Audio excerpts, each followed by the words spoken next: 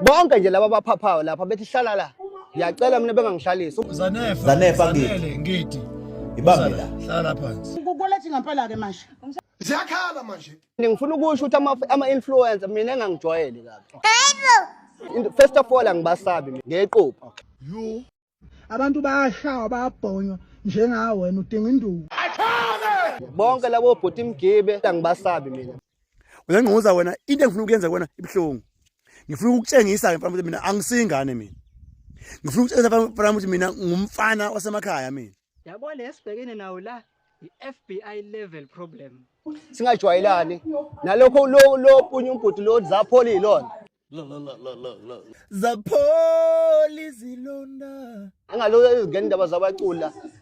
becula umsangano kwayena lo sitabani leso kade ngayikhuluma njalo lento yendlala ukuthi yenza umuntu akhulume noma yimuphi umsuzo Anemfaka isandla ephendeni ngoba ngithi ukhulunyiswa indlala. Kufanele uyixolise le yanto ukuthuka ingane yabantu ibize ngesidalo uthi iphumelela ngoba nakho isidalwa. nakho